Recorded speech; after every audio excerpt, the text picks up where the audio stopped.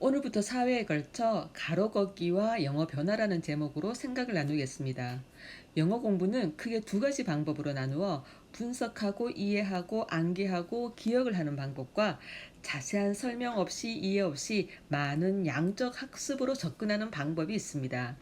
아마 95%가 첫 번째 방법으로 했고 또 첫 번째 방법으로 하고 있을 거라 생각합니다.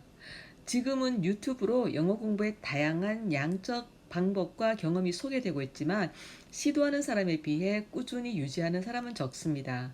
그것은 양적 학습법의 영어 변화에 대한 이해가 부족해일 수도 있을 것 같아 지금부터 사회에 걸쳐 양적 학습법의 영어 변화 과정에 대한 생각을 나누겠습니다. 먼저 입시 영어 학습법의 영어 변화입니다. 양적 학습에 비해 적은 양으로 문장을 분석하고 설명하고 이해하고 암기하며 배운 것을 기억하는 것을 중요한 목표로 접근합니다. 읽고 문제를 풀고 단어를 암기하고 테스트하며 아는 것과 모르는 것을 확인하며 갑니다. 그리고 모르는 것과 틀린 것은 다시 이해하고 암기하는 노력을 합니다. 그런 과정을 반복하면서 배운 것을 모두 기억하지는 못하지만 배운 것의 적은 양을 기억하는 것을 학습의 효과 또는 영어의 변화라고 생각합니다. 다시 말해 암기가 목표고 암기한 양을 영어의 변화라고 생각합니다. 이런 암기식 입시 영어 학습법의 변화를 시간 대비로 그려보면 이런 모양이 될 수 있습니다. 변화는 있으나 시간이 오래 지나고 암기가 쌓이고 변화가 쌓여도 실제 상황에서 쓰기에는 부족하고 어려운 경우가 더 많습니다. 이런 결과는 우리 주위에서 쉽게 확인할 수 있습니다. 다음은 양적 학습법의 영어 변화입니다. 양적 학습법은 이해와 암기가 아닌 인풋의 양을 중요하게 생각하고 접근합니다. 대표적인 방법으로 영화 보기, 원설기, 쉐도잉이 있습니다. 암기가 목표는 아니지만 많은 인풋 양으로 먼저 내용 이해가 되는 시점까지, 다음은 익숙함을 통해 모방의 단계까지 가는 것을 목표로 합니다. 이런 양적 학습을 통해 기본 단어와 표현과 듣기와 해석은 문법이나 암기 없이도 일정 수준까지 가는데 어려움이 없으며 또 영화나 책을 통한 문화적인 접근이기 때문에 표현하는 영어가 더 자연스럽고 좋습니다. 이런 양적 학습의 영어 변화를 시간 대비로 그려보면 이런 모양에 가깝습니다. 모두 똑같은 모양은 아니겠지만 보통은 이런 변화의 과정을 갖습니다. 계단 모양의 변화라고도 하지만 긴 가로 걷기의 변화라고도 합니다. 가로 걷기란 영어 변화의 느낌 없이 계속 인풋하며 보내는 시간입니다. 그리고 사람마다 한 단계에 걸리는 시간이 다를 것입니다. 그래서 양적 학습법에서 제일 중요한 한 가지는 방법에 대한 신뢰입니다. 그리고 변화의 과정을 이해하는 것입니다. 특히 첫 단계의 괄호 걷기가 중요합니다. 많은 분들이 양적 학습을 시작하고 포기하는 이유와 시간이 아무 변화가 느껴지지 않는 첫 단계의 긴 가로 걷기입니다. 양적 학습을 한 사람에게는 암기된 단어나 문장이 의미 있게 사용됩니다. 모두 다양한 영어 표현을 하는 재료가 될 수 있습니다. 그러나 암기로만 학습된 내용은 실제 상황에서 쓰기에는 어려움이 있습니다. 반드시 양적 학습으로 그동안 배우고 암기한 영어를 쓸 수 있는 영어의 튼튼한 배경을 만드시길 바랍니다. 변화가 느껴지지 않는 처음이 어렵습니다. 그 처음이란 누군가는 6달일 수도 있고 또 누군가는 1년일 수도 있습니다. 두 번째 단계의 가로 걷기는 여전히 힘들지만 변화가 느껴지기에 조금은 더 쉽게, 더 재밌게 갈 수 있습니다. 다음 시간부터는 단어와 듣기와 내용 이해의 길고 답답했던 첫 단계 가로 걷기의 경험을 나누겠습니다. 오늘은 가로 걷기와 영어 변화 두 번째 시간으로 단어의 변화에 대해서 경험을 나누겠습니다. 모든 언어에서 구사할 수 있는 어휘가 많다는 것은 큰 장점입니다. 영어에서도 단어의 뜻을 많이 안다는 것은 같은 맥락에서 큰 장점이 됩니다. 그런데 앞에서도 얘기했듯이 이전에 영어의 학습이 어느 정도 되어 있다는 게 장점으로만 작용한 건 아니었습니다. 저는 문법과 단어가 살짝 강한 편이었는데 문법은 지금 쓰기 단계에서는 도움이 되지만 이전 단계에서는 장점보다는 단점으로 작용하는 느낌이었습니다. 단어도 문법만큼은 아니지만 일정 부분은 발음과 뜻과 강세를 고치는 것보다 모르고 처음부터가 더 좋았겠다라는 생각이 들 때가 많았습니다. 양적 학습을 하면서 이전의 단어 공부 방법이 많이 잘못되었다는 것을 크게 세 가지 정도로 느꼈습니다. 첫째는 단어의 철자 암기에 너무 많은 집중을 했다는 것입니다. 의미 없다는 뜻이 아니라 철자를 완전 암기하고 넘어갈 만큼 집중할 필요는 없다는 것입니다. 가끔은 철자와 뜻을 기억하기 위해 이상한 발음으로 읽으며 외우기도 했습니다. 좋은 방법이 아니었습니다. 그것보다는 나올 때마다 정확한 발음과 강세로 소리내어 읽고 뜻을 암기가 아닌 이해를 하며 대신 같은 과정을 반복하면서 기억하는 게 더 좋았겠다는 생각이 들었습니다. 둘째는 단어의 뜻을 영어와 한글을 1대1로 암기를 했다는 것입니다. 물론 이런 암기가 도움이 되기도 하지만 많이는 한 단어의 한 가지의 뜻에 막혀 좀 더 자연스러운 해석과 말하기를 어렵게 했습니다. 단어를 찾으면 여러 가지 뜻이 나오는데 비슷한 뜻일 때도 있지만 많이 다른 뜻으로 쓰이기도 합니다. 그런데 모두 암기가 어려워 대표되는 한 가지 뜻만 외워 가끔은 단어를 모두 알아도 의미 파악이 안 되는 경우도 많습니다. 영어 성경을 읽고 영화를 보면서 이런 표현에 이런 단어를 쓰는구나 배울 때가 많았습니다. 단어 확장을 내용이 포함된 문장과 상황을 통해 한 것이 아니라 책상에서 내용 없이 단어 암기 집중을 통해 단어를 확장했다는 것입니다.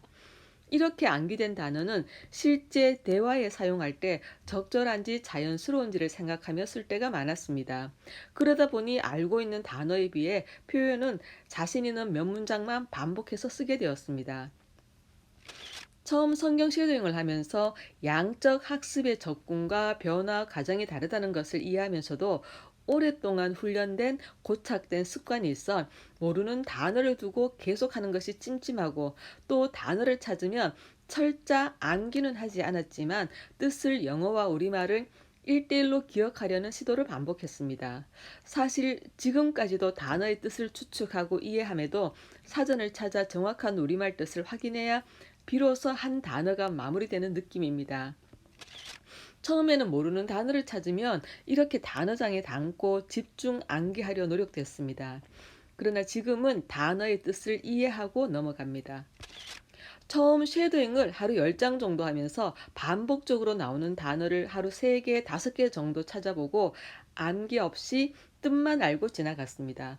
너무 여러 번 나오는 단어의 뜻을 찾아 확인할 때면 반가움에 저절로 이런 뜻이구나 하게 됩니다. 아마 그동안 성경을 꾸준히 읽은 분은 많은 부분에서 단어의 뜻을 유추하기가 쉬울 것입니다. 그렇게 단어를 기억해야 한다는 부담 없이 반복되는 단어와 가끔 궁금한 단어를 찾아 뜻을 이해하고 넘어가면서 쉐도잉을 반복하다 보니 신약을 5번째 읽을 때는 내용 이해와 함께 단어의 확장이 많이 된 것이 느껴졌습니다. 단어와 우리말을 1대1로 암기하는 것과는 달리 문장에서 만나는 단어는 가끔은 문장의 해석이 단어의 뜻을 알려주는 느낌이었습니다. 내용이 이해되는 기쁨과 단어의 뜻도 알아지는 느낌이 좀 신나고 즐거웠습니다. 이렇게 문장과 상황에서 반복적으로 읽고 들으며 익힌 단어는 뜻을 기억하기도 생활에서 사용하기도 더 쉽고 자연스럽고 좋았습니다. 이전에는 학습한 단어의 뜻이 가물하며 뜻이 뭐더라 분명 외운 단어인데 하며 계속 영어 단어를 반복하며 뜻을 기억하려 애썼다면 요즘은 이게 어디서 읽은 단어더라 어디서 들은 단어더라 하며 내용과 장면을 더듬어 기억합니다. 그러면 항상은 아니지만 장면과 내용과 함께 뜻이 기억납니다. 요약하면 단어는 집중 암기가 아닌 문장과 장면에서 반복적으로 접하며 자연스럽게 알아갑니다. 처음에는 큰 의미 이해 없이 소리내어 많이 읽고 많이 듣습니다. 그렇게 같은 단어를 여기서 저기서 마주치다 보면 뜻을 찾지 않고 의미가 유추되기도 하고 뜻을 찾고 한 번만에 기억되기도 하며 집중 암기 없이도 단어 확장이 되는 것을 느낄 수 있습니다. 처음에는 단어 뜻을 모르고 계속하는 게 무의미하게 느껴질 수도 있습니다. 그러나 그 양이 쌓이고 쌓여야 단어가 이해되고 내용 이해가 되는 시간이 옵니다. 내용 이해가 안 되는 처음이 어렵습니다. 그러나 스킵할 수 없는 중요한 단계입니다. 그 처음 양이 쌓이고 쌓여야 단어가 이해되고 내용이 이해되는 시간이 옵니다. 오늘은 가로 걷기와 영어 변화 세 번째 시간으로 듣기 변화의 경험을 나누겠습니다. 영어 공부에서 가장 중요하고 또 변화를 만들기 위해 가장 많은 시간이 걸리는 영역이 바로 듣기입니다. 읽기는 듣기에 도움이 적게 되지만 듣기는 읽기에 도움이 많이 됩니다. 듣기는 말하기, 쓰기를 포함한 영어의 모든 영역에 도움이 많이 됩니다. 저는 지금도 가능한 많이 들으려 시간이 날 때마다 미드를 보고 들으려 합니다. 가끔 한국에 있을 때 듣기가 많이 부족했는데 어떻게 원어민과 대화가 가능했지 생각하게 됐습니다. 아마 한국에 온 원어민들은 한국인에게 맞는 표현과 속도의 영어를 했던 것 같습니다. 듣기는 특히 양적 접근을 해야 합니다. 지름길이 없습니다. 요령도 없습니다. 그런데 이해되지 않는 영어를 변화를 느끼지 않고 계속 듣는다는 것은 너무 무의미하게 느껴지고 그래서 힘들 수 있습니다. 미국에 와서 다시 영어 공부를 하고 듣기에 시간을 많이 보내면서 느낀 저의 큰 단점은 청력이 약하다는 것이었습니다. 한국에서 남편과 영화나 TV를 볼 때면 종종 내용을 알아듣지 못해 방금 저 사람이 뭐라 했어? 하면서 함께 보는 중간중간에 묻곤 했었는데 그때는 그것을 단점이라고 생각하지는 않았습니다. 그런데 미국 와서 자막 없이 같이 영화를 볼 때면 영어를 못하는 남편이 단어를 말하면 무슨 뜻이야 물을 때가 종종 있었는데 저는 그 단어의 뜻은 알지만 단어를 알아듣지는 못했을 때가 많았습니다. 그래서 남편이 단어를 듣고 물을 때마다 와, 나도 저런 청력을 갖고 싶다라는 생각도 했습니다. 청력이 부족해도 듣기는 여전히 중요하기에 청력이 부족하면 메꾸는 방법은 딱 하나, 더 많이 듣는 것뿐이라 생각하고 듣기에 관심을 많이 두었습니다. 아마 아이들은 영화만 2, 3년 꾸준히 봐도 원어민과 대화가 어느 정도 가능할 것입니다. 사실 대학생들도 또 영어를 공부하는 일반인도 영화를 듣고 이해하기 위해 많은 시간과 노력을 들이는데 나이가 어릴수록 영화 보기는 적응도 쉽고 또 적응되면 재미있는 휴식 시간처럼 영화 보기를 즐깁니다. 그런데 어른들은 안 들리는 영화를 계속 보면서 내용이 들릴 때까지 꾸준히 하기에는 너무 힘들 수 있습니다. 처음부터 영화 보기가 어렵다면 쉐도잉으로 중간 과정을 만들 수 있습니다. 물론 그 시간은 긴 가로 걷기가 될 수도 있습니다. 쉐도잉은 읽기와 발음뿐만 아니라 듣기를 적응하는 데도 도움이 많이 됩니다. 지금부터 쉐도잉과 듣기를 연결하여 설명하겠습니다. 개인마다 영어 학습 정도 차이가 있을 텐데요. 다음 여러 가지 방법 중에서 자신에게 맞는 방법과 정도를 선택하면 됩니다. 첫째, 쉐도잉만 꾸준히 합니다. 하루에 일정 분량을 정하여 적어도 일주일에 4, 5일은 루틴으로 지키기 바랍니다. 그렇게 적어도 6개월에서 10개월을 유지합니다. 긴 시간이 아닙니다. 금방 지나갑니다. 둘째, 일과 함께 문자 없이 소리만 듣기를 병행합니다. 저는 집안일 할 때나 운전할 때 주로 들었습니다. 예를 들어 지금 쉐도잉으로 매튜를 하고 있다면 그동안은 계속 매튜를 듣습니다. 처음에는 이해 없이 들어도 긴 가로 걷기를 하면 조금씩 내용이 이해됩니다. 적어도 일주일에 4일에서 5일은 루틴으로 지키기 바랍니다. 다시 6개월에서 10개월을 유지합니다. 긴 시간이 아닙니다. 이 또한 금방 지나갑니다. 셋째, 이와 함께 영화 보기를 병행합니다. 이의 단계에서 듣기 변화의 개인차가 있을 것입니다. 시간이 지나서 보면 빨리 다음 단계, 어려운 단계를 하는 것보다 충분히 다지기를 한 후 다음 단계로 이동하는 것이 더 좋고 빠른 방법입니다. 문자 없이 영어 성경 오디오 듣기에서 내용이 어느 정도 들릴 때 영화 보기를 시작하면 좋습니다. 그래도 처음에는 내용 이해가 어려울 수 있습니다. 그렇게 또 꾸준히 시간을 채우다 보면 대충 줄거리가 이해되는 느낌, 그 느낌으로 꾸준히 하다가 같은 영화를 몇 달 뒤에 다시 보면 줄거리가 바뀌는 경험도 할 것입니다. 혹시 영화 보기가 많이 힘들면 다시 오디오 듣기에 시간을 할애하는 것도 좋은 방법입니다. 적어도 일주일에 4일에서 5일은 루틴으로 지키기 바랍니다. 다시 6개월에서 10개월을 유지합니다. 긴 시간이 아닙니다. 네, 맞습니다. 금방 지나갑니다. 마지막으로 넷째, 3회 방법을 유지하되 양을 조금 줄이고 묵독으로 영어 성경 읽기를 시작합니다. 쉐도잉으로 그동안 양과 속도를 중요하게 생각했다면 지금부터 묵독을 하면서 조금 더 정확한 표현을 익히기도 하고 반복적으로 듣고 읽은 표현으로 조금씩 쓰기에도 관심과 시도를 하게 됩니다. 이 과정 또한 6에서 10개월을 유지한 후 묵독과 영화 보기를 계속 유지하면서 각자에게 필요한 부족한 영역을 보충하면 좋겠다는 것이 저의 경험을 통해 얻은 생각입니다. 영어 목표는 읽기, 듣기, 말하기, 영어 독서와 쓰기입니다. 충분한 듣기와 읽기를 한다면 이 모든 과정이 가능합니다. 그런데 가끔은 영어를 잘 듣고 잘 말하고 잘 쓰는데도 문법 컴플렉스를 가지고 있는 사람을 만날 때가 많습니다. 문법은 결국 이 모든 과정을 돕기 위해 있습니다. 문법이 중요하다는 생각을 듣기가 중요하다는 생각으로 바꾸시기 바랍니다. 영어는 듣기가 제일 중요합니다. 오늘은 가로 긋기와 영어 변화 마지막 시간으로 내용 이해와 말하기, 쓰기의 경험을 모아서 줄여서 나누겠습니다. 오늘 내용을 나누기 전에 유튜브 영상에 그래서 지금 듣기가 어느 정도 되느냐는 취지의 질문이 있어서 궁금하신 분들이 더 계실 것 같아 답글로 남긴 내용을 짧게 나누겠습니다. 남긴 답글을 그대로 읽겠습니다.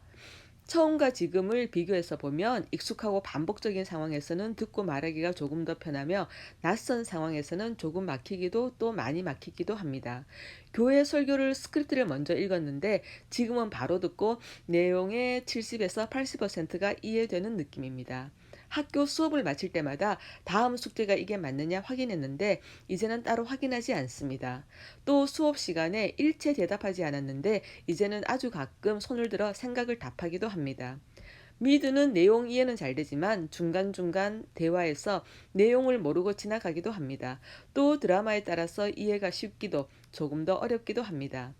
얼마 전 처음 영화 보기를 시작하면서 봤던 멍크의 아직 보지 않은 에피소드를 유튜브에서 구입해서 봤는데 90% 이상 잘 들렸습니다.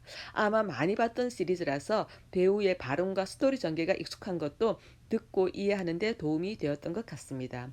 이제 들리기가 막 시작된다고 생각하며 지금부터 1년 정도 같은 페이스를 유지하려 합니다. 여기까지가 제가 남긴 답글입니다.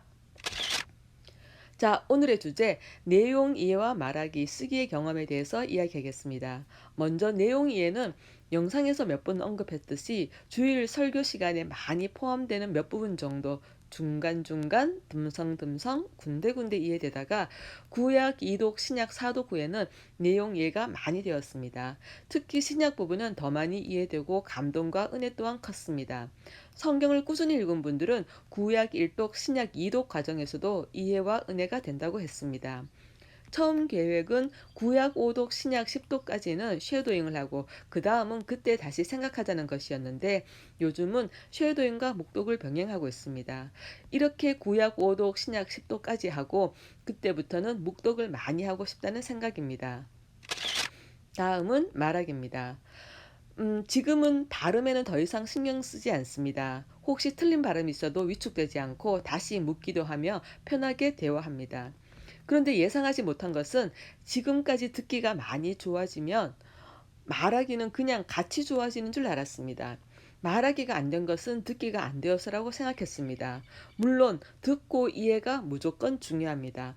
그것은 대화를 가능하게 하는 첫째 조건입니다. 그런데 요즘 크게 느끼는 것은 듣기는 말하기를 위한 필수 준비 과정이고 말하기를 잘하기 위해서는 말하기 연습, 다시 말해 말하기가 말하기를 늘려준다는 것입니다. 뭐랄까요? 예를 들어 듣기를 가능하게 하는데 1000시간의 듣기가 필요하다면 그 뜻은 이제 말하기가 가능한 시간이 준비되었다는 뜻인 것 같습니다. 다시 말해 말하기는 듣기가 준비되었을 때 말하기로 연습하고 훈련해야 한다는 것입니다. 쓰기가 곧 말하기일 듯하나 그 또한 차이가 있었습니다. 말하기는 즉흥적이다 보니 쓰기와는 또 다른 부분이 있었습니다.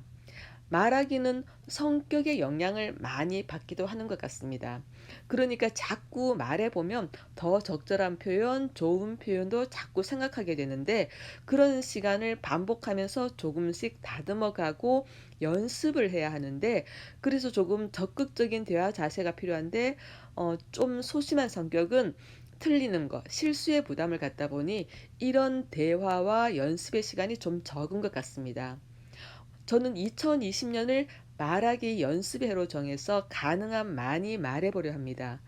결국 이 또한 요령이나 지름길이 아닌 말하기 양이 더 나은 말하기를 만든다고 생각하고 올 한 해는 영어 강의가 가능한 말하기를 목표로 말하기 연습에 집중하려 합니다. 마지막으로 쓰기에 대한 내용입니다. 당연히 말하기가 먼저 좋아지겠지 했는데 문법의 도움인지 쓰기가 먼저 많이 좋아졌습니다. 특히 자연스러운 영어. 그러니까 이런 말은 이렇게 표현하는구나, 이런 단어로 쓰는구나에 자신감이 많이 생겼습니다.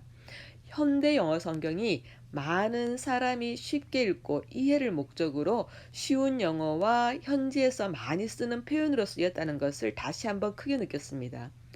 언어에서 쓰기는 분명 중요합니다. 그렇다여 모든 영어 학습자가 집중하고 연습할 부분은 아닙니다. 영어의 모든 영역이 어느 정도 학습량이 차고 가능해질 때, 읽기, 듣기, 말하기가 어느 정도 될 때 가장 마지막 단계에서 관심을 갖고 집중하는 것이 효과적입니다. 여기까지가 가로 걷기와 영어 변화에 대한 내용이었습니다. 양적 학습을 하면 누구나 느끼는 공통된 느낌이 답답하다입니다. 노력에 비해 오랫동안 변화가 느껴지지 않았을 겁니다. 또 실제 일어나는 변화보다 바라는 변화가 더 크기 때문일 수도 있습니다. 양적 학습을 이해하는 쉬운 방법은 항아리에 물이 차면 물이 넘치는 이미지를 상상하면 이해가 쉬울 것입니다. 지금까지 영어는 항아리 바닥에 고일 만큼 물을 채우고 바가지로 바닥을 긁으며 영어 결과를 확인하려 했다면 양적 학습은 항아리에 물이 넘칠 때까지 양을 채우는 것입니다. 그래서 방법을 신뢰하고 꾸준히 하는 것이 중요합니다. 여러 경로를 통해 방법에 대한 이해를 먼저 하고 확신이 든다면 적어도 3년은 꾸준히 한다는 생각으로 3년 뒤 자신을 상상하며 시작하시기 바랍니다. 우리는 너무 잘 알고 있습니다. 3년이 긴 시간이 아니라는 것을. 맞습니다. 3년은 금방 지나갑니다.